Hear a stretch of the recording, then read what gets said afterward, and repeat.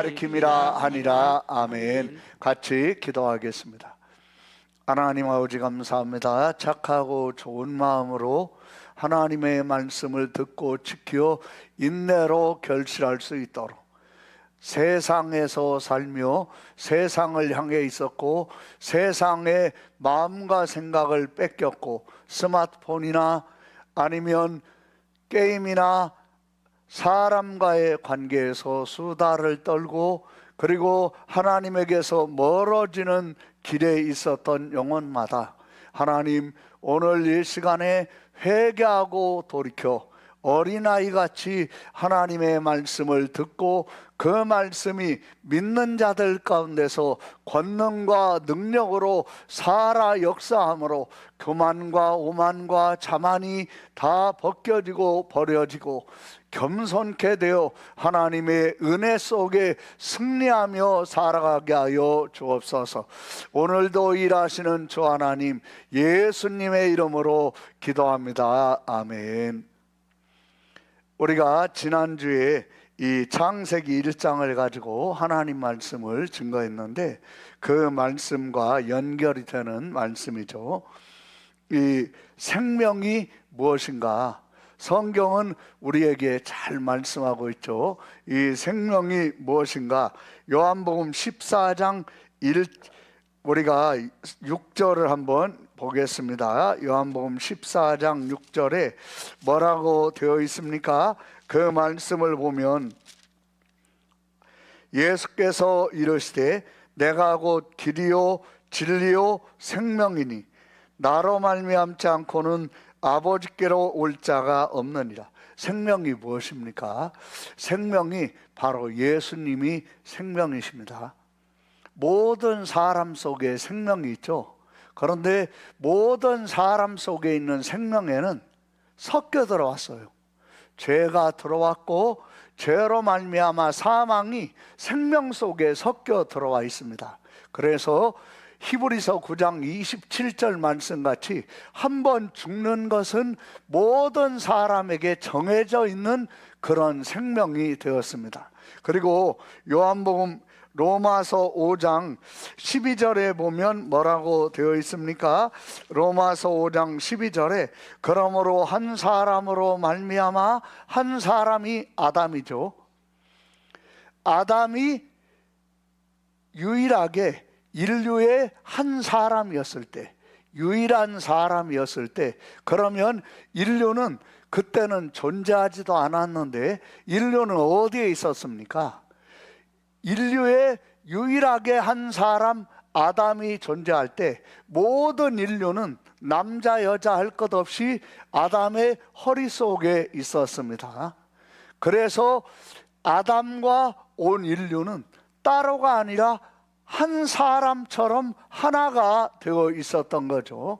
12절을 우리 한번 같이 읽겠습니다. 시작. 그러므로 한 사람으로 말미암아 죄가 세상에 들어오고 죄로 말미암아 사망이 들어왔나니 이와 같이 모든 사람이 죄를 지었으므로 사망이 모든 사람에게 이르렀느니라. 이 말씀을 잘 보시면 아담과 하와가 범죄할 때 아담과 하와와 한 사람이 되어 있었던 모든 인류가 존재하지 않았지만 아담의 허리에서 하나가 되어 있으므로 죄로 말미암아 사망이 들어올 때 이와 같이 아담 안에 있었던 모든 사람이 아담과 함께 죄를 지었으므로 그러므로 모든 사람 속에 사망이 들어와 있음을 지금 말씀하고 있죠. 그런데 이러한 모든 것은 갑자기 예상 못하게 일어남으로 생겨난 것이 아니라 이미 우주 만물을 짓기 전에 하나님께서 창조하시기 전에 이러한 모든 것을 생각하시면서 창조하셨고 그 속에는 사탄도 몰랐고 어느 누구도 몰랐던 깊은 하나님의 구원 역사, 구속사가 이 모든 것 속에 담겨 있습니다. 그래서 우리가 여기 15절 말씀을 보시면 그러나 이 은사는 그 범죄와 같지 아니하니 곧 한 사람의 범죄를 인하여 많은 사람이 죽었은즉 더욱 하나님의 은혜와 또한 한 사람 예수 그리스도의 은혜로 말미암은 선물은 많은 사람에게 넘쳤느니라. 우리가 16절 읽겠습니다. 시작. 또 이 선물은 범죄한 한 사람으로 말미암은 것과 같지 아니하니 심판은 한 사람으로 말미암아 정죄에 이르렀으나 은사는 많은 범죄로 말미암아 의롭다 하심의 이름이니라. 17절 시작. 한 사람이 범죄로 말미암아 사망이 그 한 사람을 통하여 왕노릇하였은즉 더욱 은혜와 의의 선물을 넘치게 받는 자들은 한 분이신 예수 그리스도를 통하여 생명 안에서 왕노릇하리라. 이 말씀을 잘 보시면 지금 하나님은 우주 만물을 창조하시기 전에 계획을 하셨는데 어떤 계획을 하셨냐면 사람들을 구속하시고 우주 만물을 구속하실 계획을 하신 거예요. 이 구속이 무엇입니까? 구속은 누군가가 죄를 지었고 그 죄를 지은 사람은 그 죄를 지은 것에 따른 반드시 대가가 따라오고 책임이 따라옵니다. 그런 죄에 대한 대가, 죄에 대한 책임을 죄를 지은 사람은 죄를 지음과 동시에 그 죄에 대한 대가, 죄에 대한 책임으로 저주를 받고 그리고 죄가 그 속에 들어오고 죄로 말미암아 사망이 들어오기 때문에 자기의 어떤 걸로 자기의 죄를 대속할 수가 없어요. 왜 그렇습니까? 여기 히브리서 17장 11절에 뭐라고 지금 레위기서 17장 11절에 뭐라고 말씀합니까? 육체의 생명은 피에 있습니다. 내가 이 피를 너희에게 주어 제단에 뿌려 너희의 생명을 위하여 속죄하게 하였나니 생명이 피에 있으므로 피가 죄를 만다고 했죠? 속하느니라. 그러니까 이 속한다는 말이 피가 바로 죄값 지불이다 하는 말이에요. 그런데 그 피에 죄가 들어와 있고 죄로 말미암아 사망이 들어와 있는 피는 그 피가 죄를 속할 수가 없어요. 그래서 이 세상 어느 누구도 자기의 생명으로 다른 사람의 생명을 속할 수 없고 자기의 선행으로 자기의 죄를 속할 수가 없어요. 왜 그렇습니까? 이미 그 사람은 아담과 한 몸이 되어서 시작하는 존재였기 때문에 존재하기도 전에 아담과 같이 한 사람이 되어서 그 속에 죄가 있고 죄로 말미암아 사망이 들어와 있기 때문에 자기의 어떤 행동으로 자기의 어떤 선행으로 자기의 죄를 속할 수가 없는 거예요. 꼭 뭐와 같냐면 옛날 조선 시대 때 양반과 쌍놈이 있지 않았습니까? 그러면 쌍놈이 아무리 똑똑해도 아무리 잘났어도 그리고 아무리 뛰어나도 쌍놈은 죽을 때까지 쌍놈입니다. 그런데 아무리 천치 같고 바보 같고 그리고 나이가 20살이 먹어서도 침을 질질 흘려도 그 양반이면 죽을 때까지 양반이에요. 그와 같이 우리는 이미 뭐로 정해져 버렸냐면 아담과 하와가 범죄할 때 죄인이고 그리고 사망이 우리 속에 들어와 있습니다. 그래서 죄를 속해야 하는데 그래야지 저주와 사망에서 한 번 죽는 것은 정해져 있지만 그 외에는 심판이 있는데 자기의 죄 때문에 영원히 지옥에서 죄값을 치르는 형벌을 받을 수밖에 없는 게 모든 인류의 운명인데 거기에서 벗어나려면 11절에 지금 잘 말씀하는 거죠. 같이 우리가 읽겠습니다. 시작. 육체의 생명은 피에 있습니다. 내가 이 피를 너희에게 주어 제단에 뿌려 너희의 생명을 위하여 속죄하게 하였나니 생명이 피에 있으므로 피가 죄를 속하느니라. 그렇죠. 이 육체의 생명은 지금 11절의 육체의 생명은 양과 염소의 생명을 말합니다. 그러니까 양과 염소의 피가 제단에 뿌려지면 죄를 지은 사람의 생명을 속죄하는 거예요. 그런데 양과 염소의 생명은 수명이 제한되어 있어요. 양과 염소가 50년을 살 수 없고 100년을 살 수 없어요. 그러니까 제한된 생명으로는 죄를 지었을 때마다 제한된 생명으로 속죄를 해야 돼요. 죄값을 갚아야 돼요. 그러니까 계속 죄를 지을 때마다 짐승을 잡아가지고 제사를 드렸습니다. 짐승의 피로는 영원한 속죄가 없어요. 짐승의 피로는 그 죄를 지은 사람이 죄 속함을 받고 죄에 따른 대가를 지불하고 그리고 죄 용서를 받고 그 피를 의지해서 하나님이 계신 곳 지성소까지 그 사람이 들어갈 수 없어요. 들어갈 수 있는 사람은 단 한 사람이에요. 그분이 누구입니까? 대제사장입니다. 대제사장도 속죄하는 날 한 번만 들어가요. 한 번만 들어가는데 그냥 들어가는 것이 아니라 민족을 위한 속죄, 그리고 본인과 본인 가족을 위한 속죄, 속죄 제사를 드리고 그 피를 가지고 지성소에 들어가는데 만약에 속죄가 되지 않은 것이 있다, 속죄가 되지 않은 죄가 있다, 그러면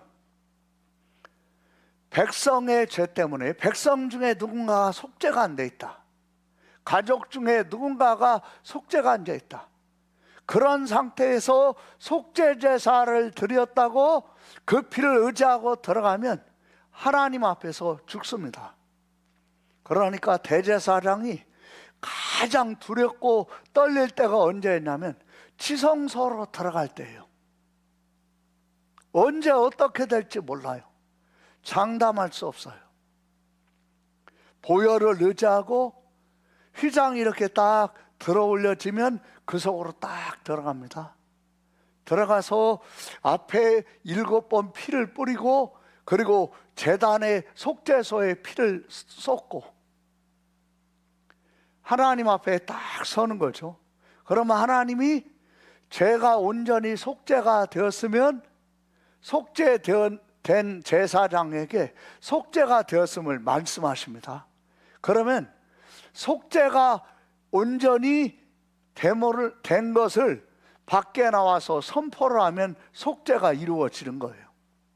그런데 대제사장이 피를 가지고 들어갔는데 누군가가 속죄를 안 했어. 대제사장은 속죄가 돼서 깨끗하지만 그러면 자기 온 12지파 온 민족 온 나라 사람의 죄를 이 속죄의 피에 담고 지금 가는 거기 때문에 죽기는 누가 죽냐면 대제사장이 죽어요. 죄를 담당하고 들어갔기 때문에. 그러니까 얼마나 두렵습니까? 하나님은 죄를 참아 보지도 못하시고 죄는 용납하시지 않습니다. 이 하나님이 은혜를 베푸시는 자리, 시은자라고 하죠. 그 시은자, 은혜를 베푸시는 자리가 바로 속죄소예요.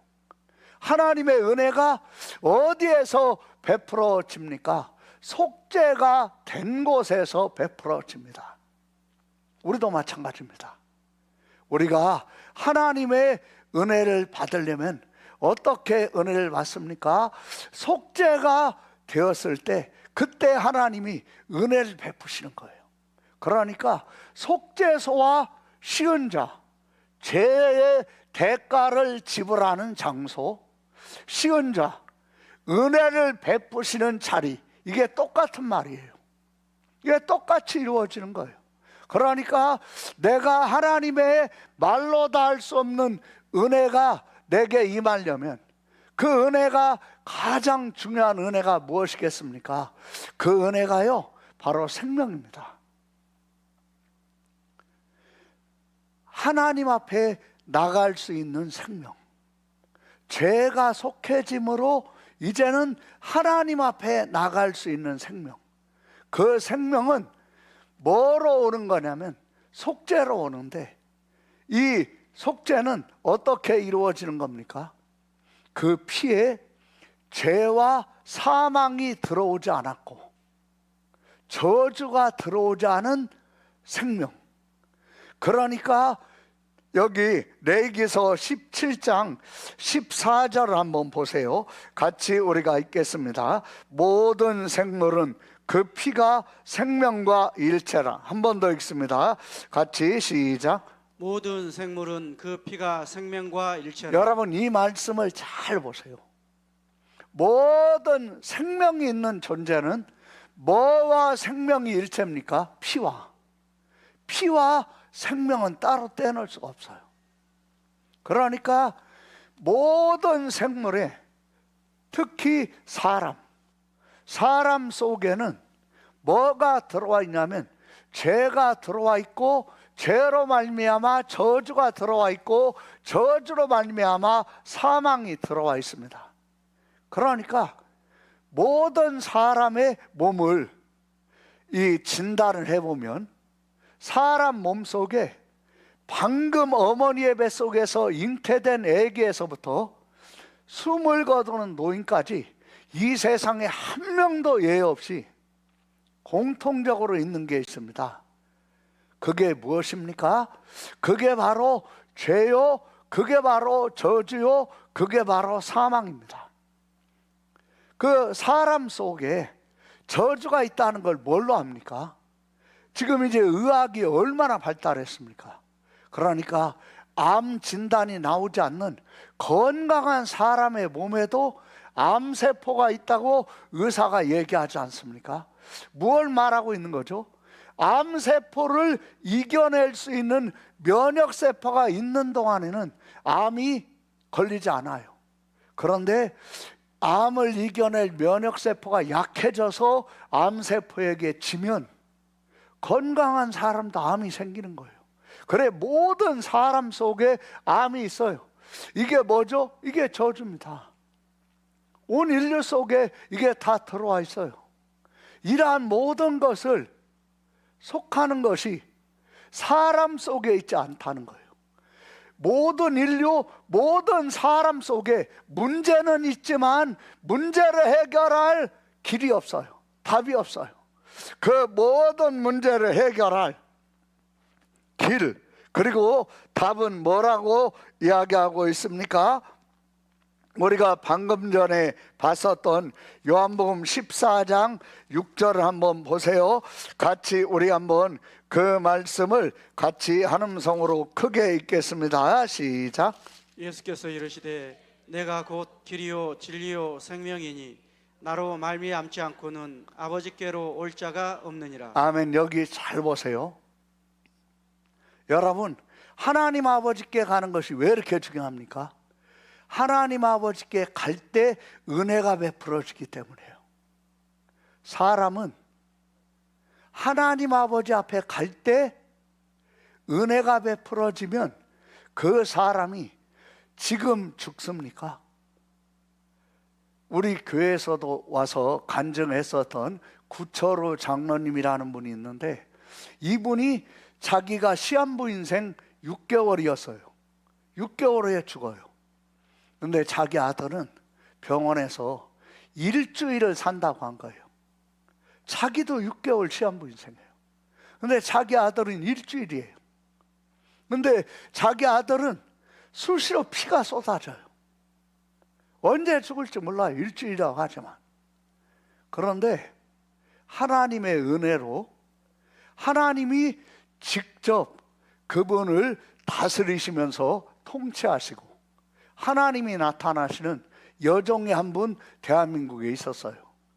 이 이름은 많이 알려지지 않았지만 그분이 권사님이셨는데 그분을 찾아간 거예요. 갔더니 그대로 다 얘기하는 거죠. 의사가 진단했던 것처럼. 근데 그분이 예수님의 이름으로 기도하기 전에 회개할 것을 이야기한 거예요. 그러니까 그때 성령님이 그분들 위해 임재하신 거예요. 성령님이 누구십니까? 성령님을 사도행전 11장 18절에서는 뭐라고 이야기합니까? 사도행전 11장 18절을 한번 우리 같이 잘 읽겠습니다. 18절 시작. 그들이 이 말을 듣고 잠잠하여 하나님께 영광을 돌려 이르되 그러면 하나님께서 이방인에게도 생명 얻는 회개를 주셨도다 하니라. 생명 얻는 뭐라고 했죠? 회개. 여러분, 회개를 하면 생명을 얻는다고 했어요. 근데 사도행전 2장에는 뭐라고 되어 있습니까? 사도행전 2장 38절을 우리 한번 같이 37절 38절 읽겠습니다. 시작. 그들이 이 말을 듣고 마음에 찔리는 게 뭐죠? 이게 회개가 일어나는 거예요. 회개가 시작될 때 마음이 찔려요. 여러분, 생명은 뭘로 얻습니까? 회개할 때 얻습니다. 37절 잘 읽어보세요. 시작. 그들이 이 말을 듣고 마음에 찔려 베드로와 다른 사도들에게 물어 이르되 형제들아 우리가 어찌할꼬 하거늘. 38절 시작. 베드로가 이르되 너희가 회개하여 각각 예수 그리스도의 이름으로 세례를 받고 죄 사함을 받으라. 그리하면 성령의 선물을 받으리니. 아멘. 여러분, 38절에 회개하여 뭘 선물로 받으라고 했습니까? 예수 그리스도의 이름으로. 회개하여 뭘 선물로 받으라고 했죠? 성령. 그렇죠. 그러니까 생명 얻는 회개라는 말에 생명은 무엇입니까? 성령입니다. 성령입니다. 생명 얻는 회개라고 했죠. 회개하면 생명을 얻는다고 했죠.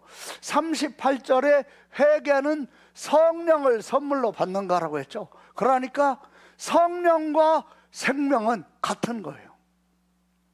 우리가 우리 속에 있는 생명에 죄가, 저주가, 사망이 들어와 있죠.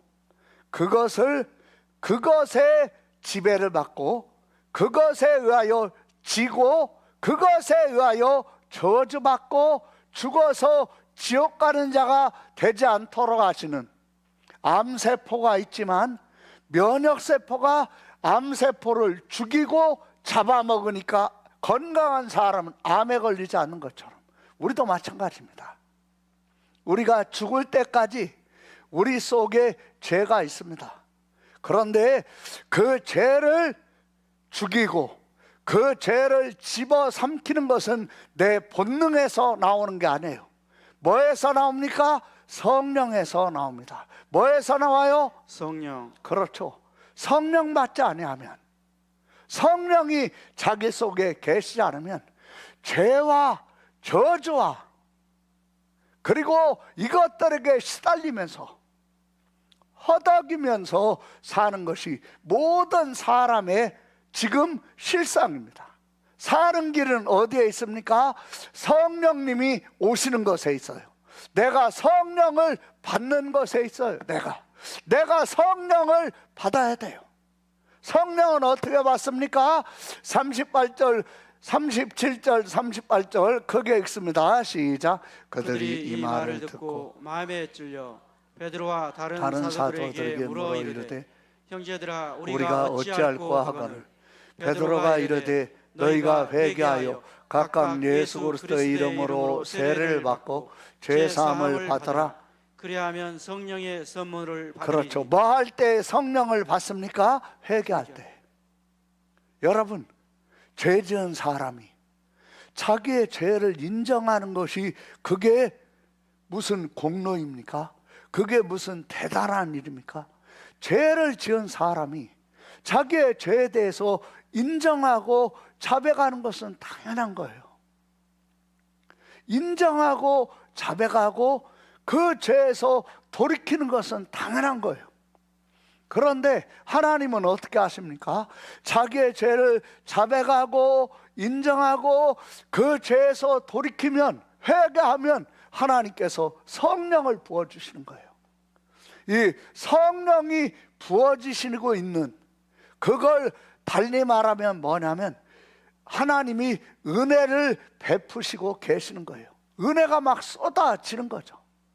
그러면 그 사람은 놀라운 변화가 그 사람 속에 펼쳐집니다.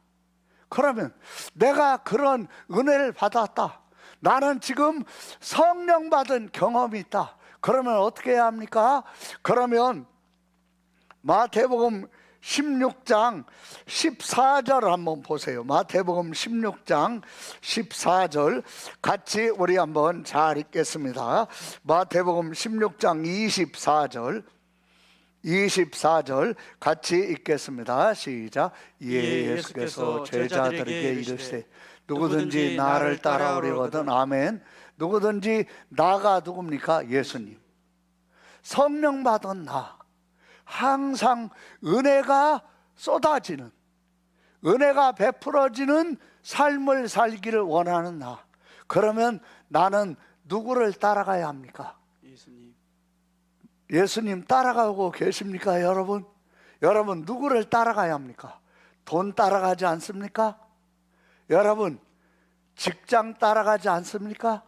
아니면 쾌락을 따라가고 있지는 않나요? 아니면 게으름을 따라 뭉구적거리면서 일어나지 않고 침대 속에서 뭉구적거리고 있지는 않나요? 여러분은 뭘 따라가고 있습니까? 여러분은 여러분이 좋아하는 걸 따라가고 있습니까? 아니면 여러분의 본성, 나는 원래 본성이 그래, 나는 직선적이야, 나는 다혈질이야, 나는 남들에게 지고는 못 살아, 그러면 그걸 따라가고 있습니까? 자기의 본성, 자기의 성격을 따라가고 있습니까? 여러분 성령을 받았어요. 그런데 성령님이 언제 근심하십니까? 내가 예수님을 따라가는 것이 아니라 내 본성을 따라갈 때, 내 성격을 따라갈 때, 내 기질을 따라갈 때 누가 근심하십니까? 성령이 근심하십니다. 성령이 근심하시면 어떻습니까? 마음에, 성령 받은 사람은 마음이 불편합니다. 긴장이 되고 불안하고 초조하고, 이런 것이 뭐죠? 지금 성령이 근심하시는 거예요. 그래서 내가 성령을 받았습니까? 성령 체험을 했습니까? 그러면 우리는 누구를 따라가야 합니까? 예수님. 다 같이 우리 한번 말해볼까요? 누구를 따라가야 합니까? 예수님. 그렇죠. 예수님을 따라가야죠.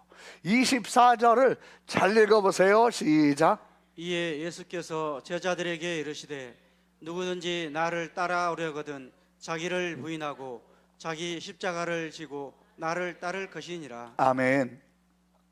25절도 있겠어요. 시작. 누구든지 제 목숨을 구원하고자 하면 잃을 것이요, 누구든지 나를 위하여 제 목숨을 잃으면 찾으리라. 사람이 만일 온 천하를 얻고도, 26절 시작. 사람이 만일 온 천하를 얻고도 제 목숨을 잃으면 무엇이 유익하리요? 사람이 무엇을 주고 제 목숨과 바꾸겠느냐? 아멘. 여러분 26절 잘 보세요. 이 세상에 어떤 거다가도 바꿀 수 없는 것이 뭐죠? 자기의 목숨이에요. 그런데 사람이 자기의 목숨과도 바꿀 수 있는 것이 있어요. 그것이 무엇이겠습니까? 그게 바로 예수 그리스도입니다. 그리고 성령입니다. 이 말씀을 따라 살아가는 사람, 그 사람에게는 하나님이 은혜를 베푸십니다. 정말 말로 다 할 수 없는 은혜가 그 사람 속에 이제 쏟아져 내리게 되는 거죠. 사람이 뭐하고 자기 목숨을 바꾸겠어요? 자기 목숨보다 귀한 것이 어디에 있습니까? 그런데 그 목숨과 그 소중한 목숨과 바꾸는 거죠. 누구하고 바꿉니까? 예수 그리스도와 성령께 예수 그리스도와 바꾸는 거예요. 성령 하나님과 바꾸는 거예요. 그러면 그런 사람 속에는 어떤 일이 있습니까? 하나님이 말로 다 할 수 없는 은혜를 그 사람들 속에 임하게 하시는 거예요. 그러니까 우리가 그러한 사실을 잘 기억을 하면서 성경을 잘 보면 베드로가 자기와 같은 예수님의 제자였던 야고보가 죽임을 당했어요. 목이 잘려가지고. 근데 베드로가 복음을 증거하다가, 그리고 헤롯이 야고보를 죽이니까 유대 사람들이 좋아하니까 베드로까지 수배를 해가지고 잡아들인 거예요. 그러면 오늘 밤이 지나면 이제 베드로는 목이 잘려가지고 죽어요. 여러분, 사람이 자기 목숨보다 귀한 것이 어디 있습니까? 베드로는 자기 목숨이 가장 소중하다는 걸 모릅니까? 이 베드로가 왜 모르겠어요? 자기 목숨이 가장 소중하죠. 사람들은 다 자기 목숨이 소중하니까. 사람은 누구를 위하여 삽니까? 자기를 위해서 삽니다. 결혼 누구를 위해서 합니까? 자기를 위해서 합니다. 직장 왜 다닙니까? 자기를 위해서 다닙니다. 모든 거 자기를 위하는 거예요. 목숨이 가장 소중하니까 그 목숨을 위해서. 그런데 베드로는 이 말씀과 같이 자기 목숨이 소중하지만 예수님 앞에서는 얼마든지 내드릴 수 있는 거예요. 내 목숨이 소중하지만 성령님께는 얼마든지 내드릴 수 있는 거예요. 그래 감옥에 갔어요. 교회는 베드로를 위해서 기도하고 있었어요. 그런데 천사 하나가 가서 베드로를 얼마나 삼엄하게 경배하고 있었냐면, 조를 짜가지고 내조가 4인 4조가 4명씩 짝을 짜가지고 쫙 지키고 있는 곳이에요. 그런 곳에서 어떻게 빠져나옵니까? 근데 천사가 들어가서 햇빛보다 밝은 빛으로 쫙 비추는데, 베드로 양쪽에는 같이 베드로의 팔과 그 로마 군인의 팔을 같이 수갑으로 채웠어요. 이쪽 편도 마찬가지고. 로마 군인들은 깨어났는데 베드로는 잠이 든 거예요. 내일 죽는데 어떻게 그렇게 할 수 있습니까? 내일 죽는데 잠을 잘 수 있어요? 여러분, 내일 죽는 베드로에게 하나님의 그 베드로가 자기 목숨보다 예수님을, 자기 목숨보다 성령님을 소중히 여기는 그 자리가 쉬운 자가 되게 하신 거예요. 하나님의 은혜가 베풀어지니까 얼마나 깊은 잠을 자는지 깨어나지 않으니까 천사가 성경 보면 베드로의 옆구리를 쳐서 깨웠다고 지금 말하고 있습니다. 그러니까 무엇을 지금 말하고 있습니까? 하나님의 은혜가 베드로에게 베풀어지니까 베드로가 불안이나 긴장이나 초조 이런 것들이 있는 게 아니라 평강했음을 지금 성경은 우리에게 분명하게 말씀하고 있습니다. 그래 천사가 베드로를 데리고 나왔어요. 나올 때 어떻게 나옵니까? 양쪽에 로마 군인에게 수갑이 같이 채워져 있는데, 그리고 발에는 족쇄가 채워져 있는데 천사가 베드로야 일어나라 말하니까 수갑과 족쇄가 풀리는 거예요. 그리고 멀뚱멀뚱 보고 있는데, 사랑하는 성도 여러분, 저를 잘 보세요. 할렐루야. 멀뚱멀뚱 보고 있는데 그 감옥문을 빠져나가는 거예요. 꿈꾸는 줄 알았어요. 밖에 나와서 찬 공기를 마시니까 이게 꿈이 아니구나. 그런 베드로가 기도하는 성도들 집에 가서 자기가 천사를 통하여 살아난 것을 이야기했습니다. 그리고 그런 베드로에게 어떤 일이 일어납니까? 사도행전 5장 12절을 한번 보겠습니다. 사도행전 5장 12절, 이 둘 좀 깨우세요. 사도행전 5장 12절 깨우세요. 사도행전 5장 12절 같이 읽습니다. 시작. 사도들의 손을 통하여 민간의 표적과 기사가 많이 일어나매 일어나매 믿는 사람이 다 마음을 같이하여 솔로몬 행각에 모이고 그 나머지는 감히 그들과 상종하는 사람이 없으나 백성이 진성하더라. 믿고 주께로 나오는 자가 더 많으니 남녀의 큰 무리더라. 심지어 병든 사람을 메고 거리에 나가 침대와 요 위에 누이고 베드로가 지나갈 때 혹 그의 그 그림자라도 누구에게 덮일까 바라고 예루살렘 부근의 수많은 사람들과 모여 병든 사람과 더러운 귀신에게 괴로운 사람 다 나음을 얻으니라. 16절 다시 읽겠어요. 시작. 예루살렘 부근의 수많은 사람들도 모여 병든 사람과 더러운 귀신에게 괴로움 받는 사람을 데리고 와서 다 나음을 얻으니라. 여러분 여기 보세요. 어느 누가 사람의 그림자가 환자의 몸을 덮고 지나간다고 병이 낫겠습니까? 하나님의 은혜가 베드로에게 막 쏟아지고 있는 거예요. 언제 쏟아집니까? 내 목숨보다 예수님이 소중한 거예요. 내 목숨보다 성령님이 소중한 거예요. 그러니까 베드로가 있는 곳이 쉬운 자가 되는 거예요. 하나님의 은혜가 막 쏟아지는 겁니다. 그러니까요, 여기 이 14절부터 같이 우리 다시 한번 잘 읽겠습니다. 시작. 믿고 14절 믿고 주께로 나오는 자가 더 많으니 남녀의 큰 무리더라. 심지어 병든 사람을 메고 거리에 나가 침대와 요위에 누이고 베드로가 지날 때 혹 그의 그림자라도 누구에게 덮일까 바라고 예루살렘 부근에 수많은 사람들도 모여 병든 사람과 더러운 귀신에게 괴로움 받는 사람을 데리고 와서 다 나음을 얻으리라. 여러분 여기에 지금 어떻게 나음을 얻었다고 했죠? 다 낫는 거예요. 베드로의 능력이 아니에요. 베드로에게서 하나님이 은혜를 막 베푸시는 거예요. 베드로가 은혜의 통로가 되는 거예요. 그것이 뭐에서 옵니까? 내 생명보다 더 소중한 것이 어디에 있습니까? 내 생명보다 소중한 것이 무엇입니까? 그분이 예수님이요, 그분이 성령님이세요.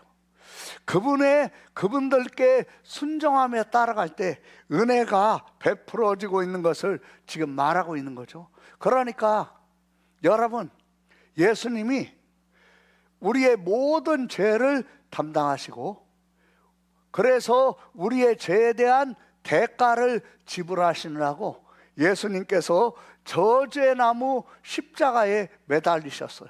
머리에는 가시관을 쓰시고 예수님이 매달리셨는데 사람들이 모두가 침을 뱉고 욕을 하고 손가락질합니다. 저주가 무엇입니까? 내가 하나님의 뜻대로 손가락질하고 욕하고 침 뱉고 희롱하는 사람들의 죄를 담당하고 있는데 그 사람들이 그걸 고마워하는 것이 아니라 그걸 알아보지도 못하고 왜 그렇습니까? 어둠이 빛이 비쳤는데 어둠이 못 알아보는 거죠. 지금 은혜가 가장 절실한 자들에게 은혜가 베풀어지고 있는데 못 알아보는 거예요. 그리고 막 침뱉고 제가 어떤 분의 간증집을 읽었는데 본인이 자궁암 수술을 했어요. 치료를 받고 있어요. 얼마나 몸이 아프겠어요. 그런 속에서 화학약품 공장에 다니고 있는 외국인이 그 어떤 오염으로 인해서 다리에서 고름이 새니까, 막 줄줄줄 새니까 다리를 수술해요. 그럼 다리에서 고름이 멈추면 이 옆구리에서 막 고름이 새요. 이런 사람. 근데 외국인이니까 지금은 다르지만 10몇 년 전에는 외국인은 의료 혜택을 받을 수 없잖아요. 병원비가 엄청난 거예요. 한 번도 본 적이 없는 외국인. 그 키르기스탄 사람, 그 사람을 모든 입원비, 치료비 본인이 대가면서, 자기도 지금 자궁암 수술을 하고 항암 치료를 해가면서 환자를 간호를 한 거예요. 얼마나 고맙습니까? 얼마나 감사합니까? 그런데 그 외국인이 나으니까 그걸 당연한 것처럼 생각하는 거예요. 그리고 요구를 하는 거예요. 그리고 자기를 종부리듯이 이렇게 생각하는 거예요. 그분의 간증이에요. 자기가 간호하고 암이 걸린 상태에서도 그 사람을 간호하고 이런 게 힘든 게 아니라, 그렇게 은혜를 베풀었는데 고마워할 줄 모르고 오히려 종부리듯이, 그리고 욕을 하고 이러한 것에 너무너무 힘들었다고. 그래서 이러한 사역을 계속해야 하나 고민했었다고. 그런데 어떻게 그러한 속에서 극복을 할 수 있었는가, 그걸 그분이 간증하는 내용을 제가 들어보았는데, 누가복음 23장 32절 한번 보세요. 그러면 거기에 뭐라고 되어 있습니까?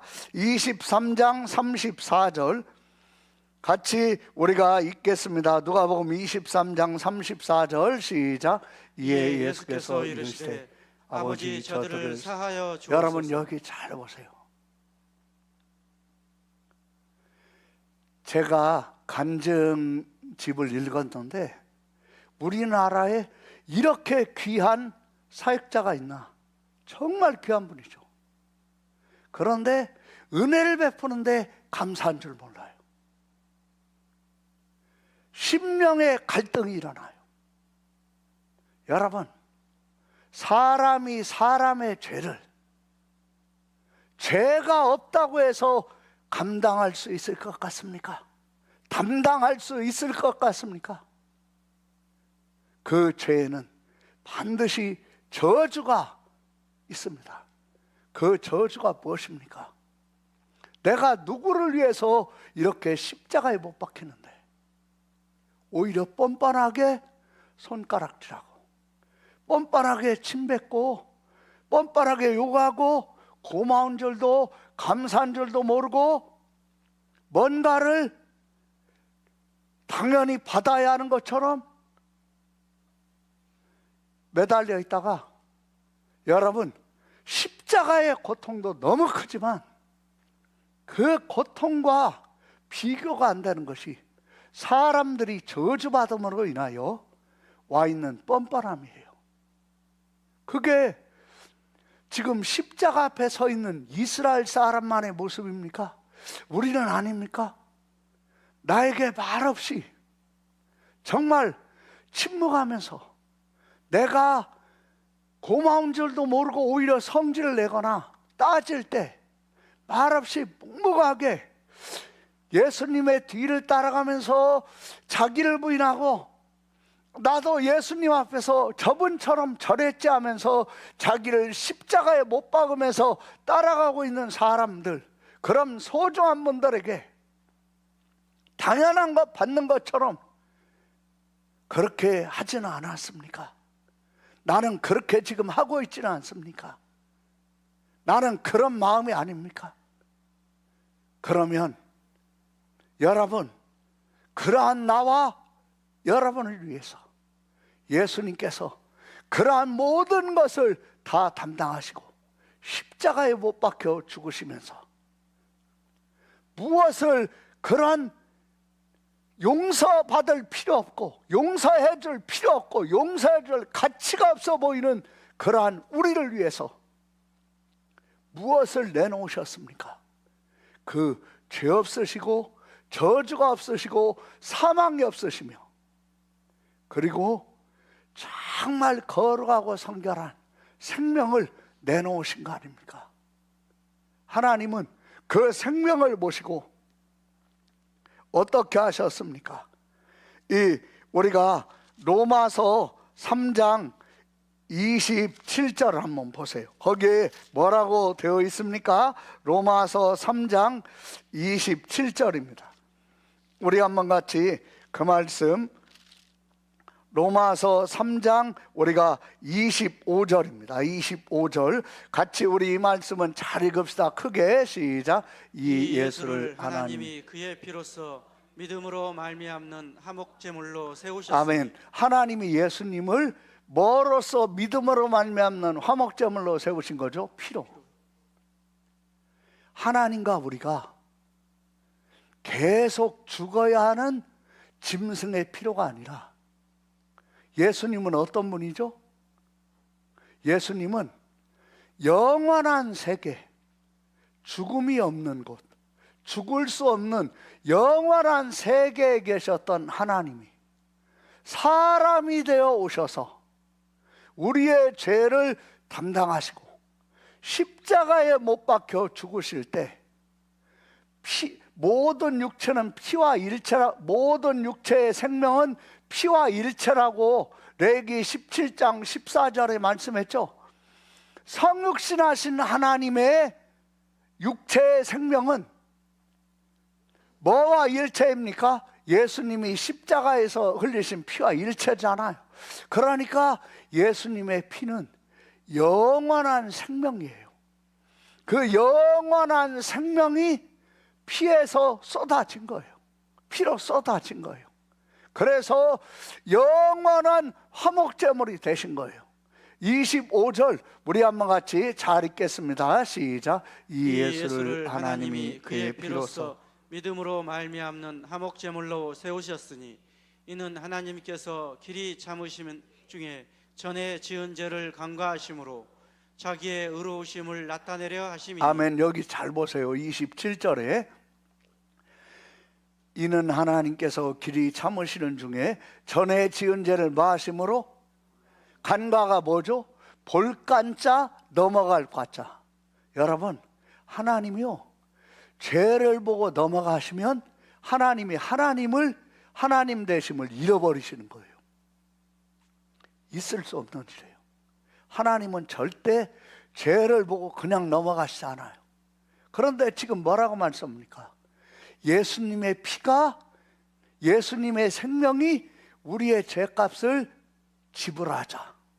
하나님이 전에 지은 죄를 보고도 넘어가시면서 뭐가 나타나요? 의로우심. 그렇죠. 하나님의 의로우심이 나타나는 거예요. 이게 지금 뭘 말합니까? 예수님의 생명이, 예수님의 피가 우리의 온전한 죄값을 뭐 하셨다는 거죠? 지불하셨다. 뭐 하셨다? 지불하셨다.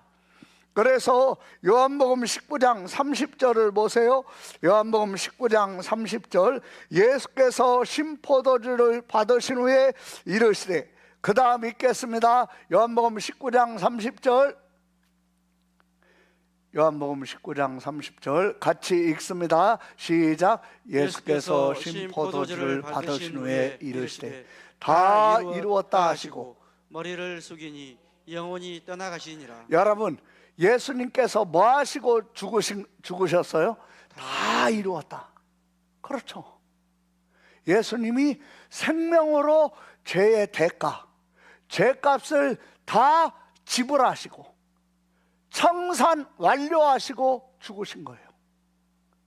그때 하나님은 전에 지은 죄를 간과하시는데 하나님의 의로우심이 나타나는 거예요. 무엇을 말하고 있습니까? 나는 예수님을 믿음으로 예수님의 십자가의 공로 안에 있을 때만 하나님 앞에 의인이 됩니다.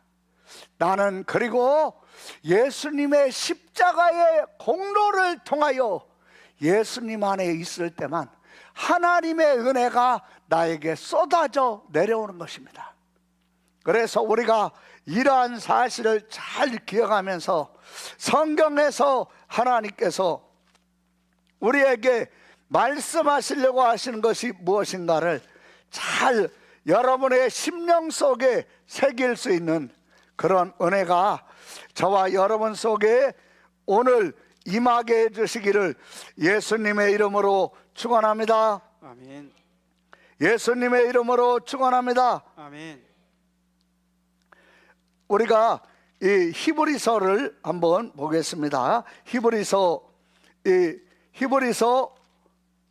4장 16절, 히브리서 4장 16절 14절부터 읽겠어요. 14절부터 시작.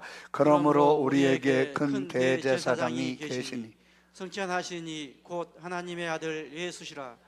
우리가 믿는 도리를 굳게 잡을지어다. 우리에게 있는 대제사장은 우리의 연약함을 동정하지 못하시리가. 여러분, 이 연약함이 무엇입니까? 그 키르기스탄 그 환자하고 똑같은 거예요. 그게 연약이에요. 자기 같은 외국인, 아무도 지금 자기 다리에서 썩어가지고 고름이 나오는 거 다 외면하고, 그런 자기 처음 본 사람이 자기에게 긍휼을 베풀고 치료비를 다 대주는데 당연한 거 받는 것처럼 오히려 뻔뻔하게, 이게 연약이에요. 회개하지 않는 사람 속에 있는 연약이에요.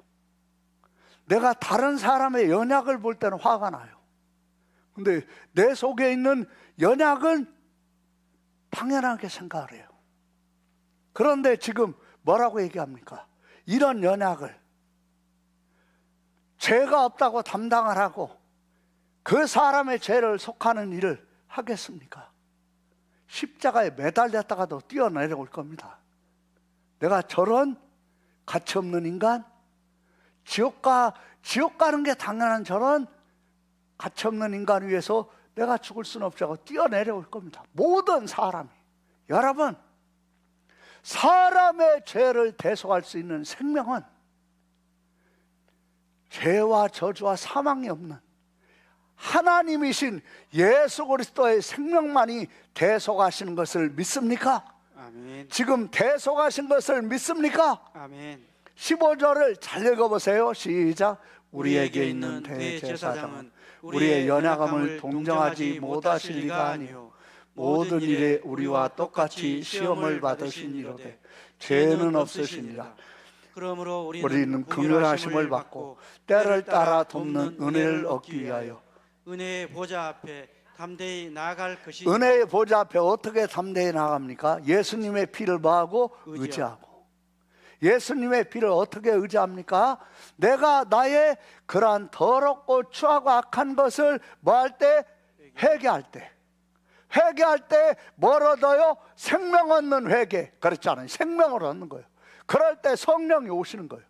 성령님이 먼저 이렇게 품으시니까, 나를 덮으시니까 내 마음이 찔리면서 회개가 되고, 회개가 되면서 생명이신 성령이 내 안에 오시는 거예요. 그러면 생명이신 성령이 오시니까 내가 얼마나 더럽고 추하고 악하고 못됐는가 아는 거예요.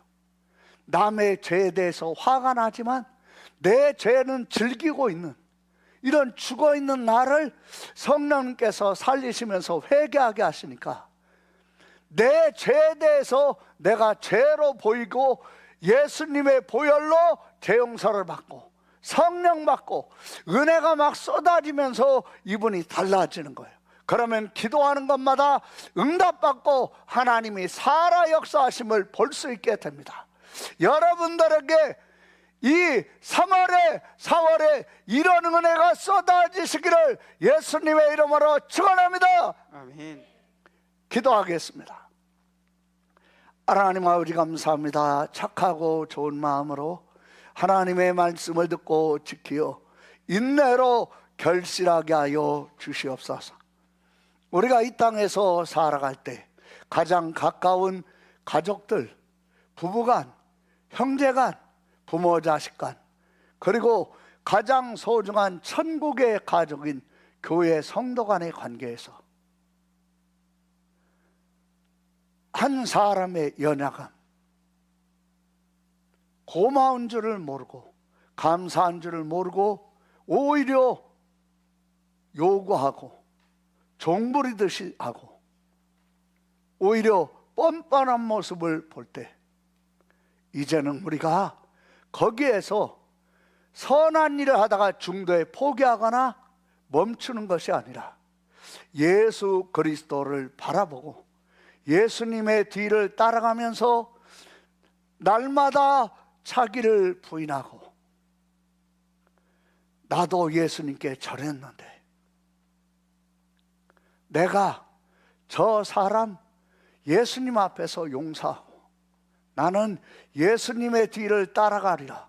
그리고 자기를 부인하고 그래도 그런 사람 때문에 화가 나고 감정이 상하고 그리고 더 이상 착한 일을 하고 싶지 않을 때 그러한 나를 십자가에 못 박으며 예수님의 뒤를 묵묵히 따라갈 때 우리 죽을 육체에 예수님의 부활의 생명이 나타나는 것을 보며 죄가 너희를 주장하지 못하고 은혜가 주장하며 성령님이 주장하시는 그러한 삶으로 변화되고 승리하게 하여 주시옵소서. 부활의 생명이 나타나게 하여 주시옵소서. 예수님의 이름으로 기도합니다. 아멘. 은혜교회 나오신 여러분을 주님의 이름으로 환영합니다. 3월 30일 월요일부터 4월 4일 토요일까지는 고난주간입니다. 예수 그리스도의 성육신 아심과 죄 없으신 거룩하신 몸으로 우리의 더럽고 추한 죄를 완전히 담당하시고 우리의 죄가 되셔서 저주의 나무 십자가에 못 박히시고 우리가 받을 저주를 받으시고 죄 없는 생명 거룩한 생명으로 죄값을 갚으시고 죽은 자 가운데서 부활하심으로 우리의 영원한 생명이 되시고 영원한 진리 영원한 천국길이 되신 예수님을 기억하고 생각하세요. 그 믿음으로 살아가세요. 4월 5일 주일은 부활주일이며 성찬식이 있습니다. 성찬위원들은 준비해 주세요. 대표 기도하시는 분은 외국인 목회자, 섬김사역, 사랑체그룹, 그레이스 선교관, 남녀교육전도사님, 주일학교 학생부, 청년부 교사, 교회 직분자, 임명 해피브리지, 교회 세미나, 인천 평화의 집과의 연계사역을 위해서 기도해 주세요. 다음 주일 예배 후에 부활절 맞이 대청소가 있습니다. 4월 5일 부활주일에 성경 퀴즈 대회가 있습니다.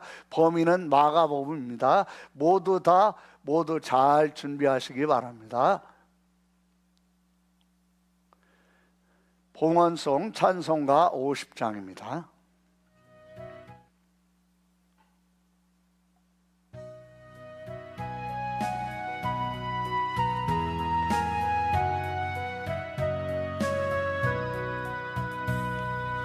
내게 있는 모든 것을 아낌없이 드리네. 사랑하고 의지하며 주만 따라 살리라. 주께 드리네,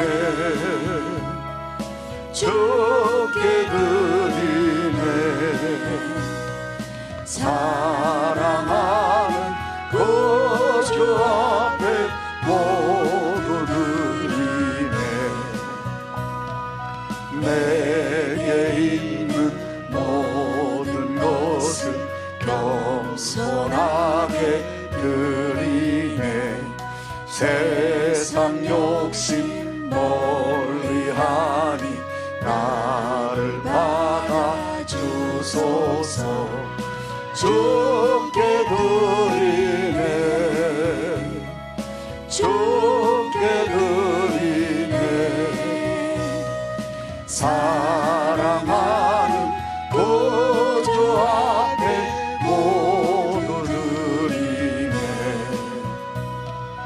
내게 있는 모든 것을 주를 위해 드리네.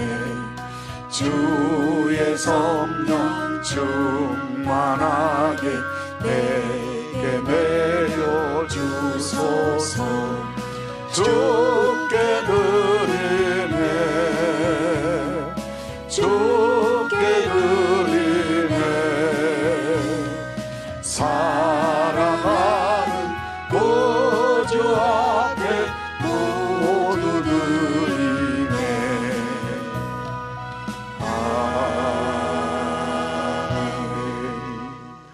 놀라우시고 경이로우신 하나님, 우리 아버지 하나님, 여기 하나님 앞에 신령과 진정으로 예배하는 성도들, 하나님, 성령 하나님께서 여기 모인 성도들을 덮으시고 운행하사 성령 하나님을 통하여 자기의 죄가 보이게 하시고, 죄가 죄로 보이며 남의 죄에 분노하고 화를 냈던 것처럼 자기 속에 있는 죄에 분노하고 화를 내며 가슴을 치며 진심으로 눈물을 쏟으며 회개하는 역사가 이루어지고, 회개를 통하여 생명 성령님이 오셔서 우리의 마음과 생각을 다스리시고 우리의 삶을 다스리시는 놀라운 역사가 일어나게 하여 주시옵소서. 우리가 연약함으로, 우리가 뻔뻔함으로 고마운 줄 몰랐고 감사한 줄 몰랐고 뻔뻔함이라는 어두움에 눈이 멀어 주님이 그 은혜가 얼마나 깊고 넓은가를 몰랐던 우리에게 참빛이신 예수님께서 오늘 말씀을 통하여 우리의 심령에 비춰 주심으로 주님 앞에 가슴을 치며 마음을 찢으며 회개하고 주님께 돌이킬 수 있도록 주님, 어둠이 떠나가게 하시고 돌같이 굳어져 있는 심령을 갈아엎어 옥토가 되게 하여 주옵소서. 주의 종을 위해서 섬기며 반찬으로 김치로 공개한 성도들 위해, 그리고 11조 감사헌금, 주정헌금, 선교헌금, 건축작정헌금, 그리고 식사 섬김으로, 차량 운행으로, 예배 봉사로, 전도로, 찬양으로, 하나님, 그리고 교사로, 리더로, 이 모양 저 모양으로, 연주로 하나님께 영광 돌리는 영혼들 위해 하나님의 말로 다 할 수 없는 은혜가 임하게 하시고 영육간에 강건하며 성령 하나님께 사로잡혀 살아가며 은혜가 쏟아지는 삶을 살게 하여 주옵소서. 거룩하신 주 하나님, 예수님의 이름으로 기도합니다. 아멘. 찬송가 1장 다 같이 일어나셔서 찬양합니다.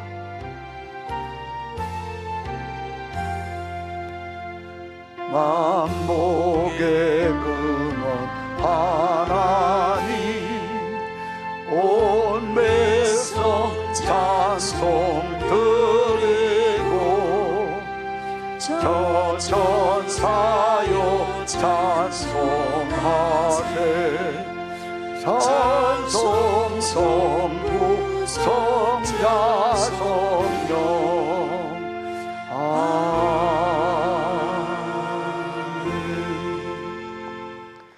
이제는 우리 주 예수 그리스도의 은혜와 우리의 연약하여 뻔뻔함의 그 모든 죄악을 친히 담당하시고 죽으시면서 보여주신 우리 주 예수 그리스도의 사랑하심과